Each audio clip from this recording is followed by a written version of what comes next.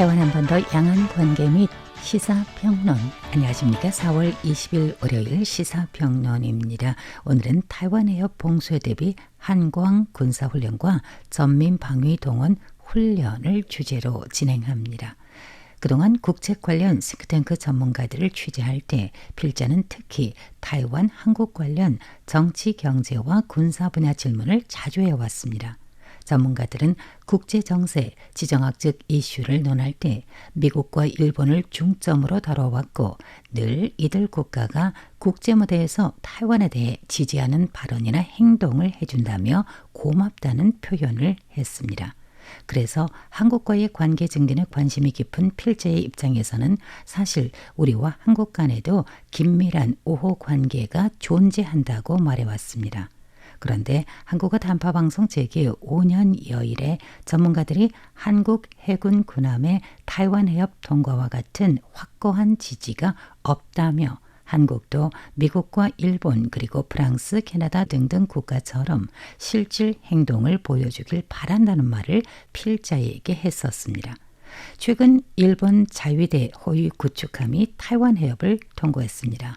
한국 언론을 살펴봤으나 관련 소식이 보이지 않아서 조금은 의외라는 생각도 들었습니다. 일본 교도통신은 4월 17일 밤 보도에서 복수의 중일관계 소식통을 인용해 일본 해상자위대 호위함이 17일 타이완 해협을 항행해서 통과했다고 전했습니다. 지난해 10월 다카이치 사나이 정부 출범 이후 해상자위대 함정이 타이완 해협을 통과한 것은 이번이 처음이라고 합니다. 중공군 동부전구는 지난 금요일 4월 17일 밤 발표에서 일본 자위대 호위 구축함이 17일 새벽 4시 2분부터 오후 5시 50분까지 타이완 해협을 통과했으며 동부전구가 해 공군 전력을 조직해 전 과정에 걸쳐 추적 감시와 경계를 실시했다고 밝혔습니다. 이날 중국 외교부 대변인 구자권은 4월 17일 오후 정례 브리핑에서 일본 자위대 함정이 타이완 해협에 진입해 활동한 것에 대해서 일본 측에 강력히 항의를 했다고 밝혔습니다. 그는 일본 총리 다카이치 사나이가 타이완 관련 잘못된 발언을 했으며 일본이 자위대 함정을 타이완 해협에 파견한 것은 잘못 위에 또 다른 잘못이라며 일부 일본 인사들이 무력으로 타이완 해협에 개입하고 지역의 평화와 안정을 훼손하려는 위험한 의도를 다시 드러냈다고 비난했습니다. 그 다음 날, 즉 4월 18일 동부전구 대변인은 이는 연간 계획에 따른 정상적인 배치로 부대의 합동작전 능력을 점검하기 위한 것이라고 밝혔습니다. 일본 교도통신은 4월 17일 보도에서 중국 정부가 최근 상하이 근해, 동중국해와 서해, 상공 5곳의 공역에 대해서 민간 항공기가 위험에 직면할 수 있다는 항행 경보를 발령했으며 기간은 오는 5월 6일까지로 40일이라고 전했습니다. 미국 연방항공청 웹사이트 정보에 따르면 중국이 설정한 경고 공역은 상하이 북동 방향 서해 상공 2곳과 남동 방향 동중국해 상공 3곳입니다. 5곳의 총 면적은 타이완 본섬의 약 2배에 달하며 범위가 매우 넓은 것은 이례적이라는 평가가 나왔습니다.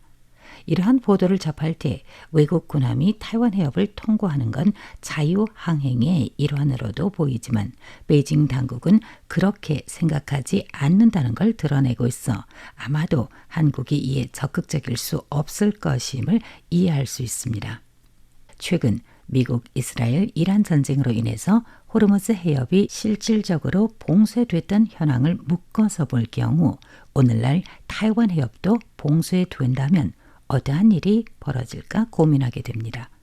미국 경제 전문지 블룸버그의 칼럼니스트 카리슈마 바스와니는 호르무즈 해협 봉쇄가 세계 경제에 타격을 주는 상황에서 비슷한 위기가 타이완 해협에서 발생한다고 상상을 해보라며 각국 정부와 기업은 이러한 시나리오에 대비해야 한다고 지적했습니다.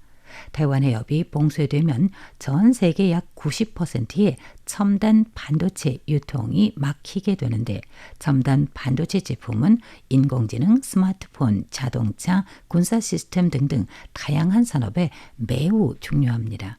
그런데 호르무즈 해협이 실질적으로 봉쇄된 상황은 중국에게 새로운 전략적 사고를 제공한 것 같습니다.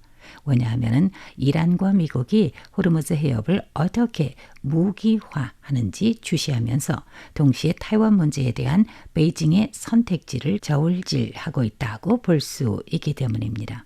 그래서 다수의 전략 전문가들은 베이징이 전면전의 위험을 감수하기보다는 타이완 해협 봉쇄나 일방적인 검역을 빌미로 해협 출입을 통제하는 방식으로 압박할 가능성이 더 크다고 보고 있습니다. 블룸버그 이코노믹스는 2월 보고서에서 미중이 타이완 문제로 전면 충돌할 경우 첫 해에만 세계 경제가 세계 GDP의 약 9.6%에 달하는 미화 10조 6천억 달러 규모의 손실을 입을 것으로 추정했으며 이는 코로나 팬데믹 기간이나 2007년에서 2009년 사이의 금융위기보다 훨씬 큰 규모입니다. 블룸버그 칼럼니스트 카리슈마 바스와니는 중국이 타이완 주변에서 반복적으로 군사훈련을 실시하는 것이 단순한 군사연습이 아니라 타이완을 소모시키고 통일이 불가피하다는 인식을 심어주려는 심리적 압박수단이라고 지적했습니다. 타이완 해협이 봉쇄되거나 유사한 교란을 겪을 위험은 더 이상 먼 가능성이 아닙니다. 이에 대비하기 위해서는 전혀 다른 사고방식이 필요합니다. 미국과 그 동맹국들은 중국 인민해방군의 압박과 그에 따른 경제적 충격을 견딜 준비를 해야 하는 겁니다. 바스와니는 미국 스탠포드 대학교 후보연구소 중국 연구 전문가 에이크 프레이만의 신간을 인용한 발표에서 타이완의 최우선 과제는 군사와 민생을 포함한 전반적인 회복력이며 동시에 방어를 강화하고 에너지 및 기타 핵심 물자가 봉쇄 압력을 견디고 원활히 도달하도록 보장해야 한다고 강조했습니다. 그렇다면 우리는 지금 어떻게 대비하고 있을까요? 올해 도시 회복력 훈련이 이번 주 정식으로 시작됩니다. 국방부 부부장 쉬스제는 지난 목요일 4월 16일 올해 훈련은 사전 준비가 불가능하며 훈련의 목표가 문제를 발견하는 데 있기 때문이며 한 번 하고 끝나는 것은 가짜라고 강조했습니다. 한편 내정부 정무차관 마시위에는 최근 중국의 해상 봉쇄 상황을 가정한 훈련을 진행할 것이라고 밝혔고 국방부 전민방위동원서장 랴오지엔싱은 봉쇄는 곧 선전포고와 같다고 말했습니다. 올해 항공훈련에서는 봉쇄 대응 과목이 포함되지만 이번 도시회복력 훈련의 전민방위동원 훈련에는 포함되지 않습니다.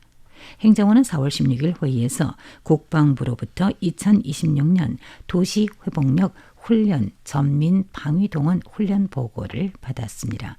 행정원장 조롱타이의 지시에 따라서 첫 훈련은 이번 주 수요일 4월 22일 중부 장화에서 시작이 되며 이후 11개 현과 시가 참여할 예정입니다. 훈련의 목적은 문제를 발견하고 즉시 개선하는 데 있으며 제도화, 상시화되어야 하며 일회성으로 끝나서는 안 됩니다. 또한 총통부 전사회회복력위원회가 앞서 밝힌 것처럼 이번 훈련은 충돌 상황 비중을 높여 더 많은 국민이 군민 통합 작업을 이해하도록 할 계획입니다. 올해 도시회복력 훈련 중 전민방위동원 훈련의 목적은 지방정부가 긴급 상황이나 전쟁에 직면했을 때 공공, 민간 부문의 대응 역량을 통합해 시민을 보호하고 정부 및 사회의 정상 운영을 유지하며 군사 작전을 지원하는 능력을 검증하는 데 있다고 설명했습니다.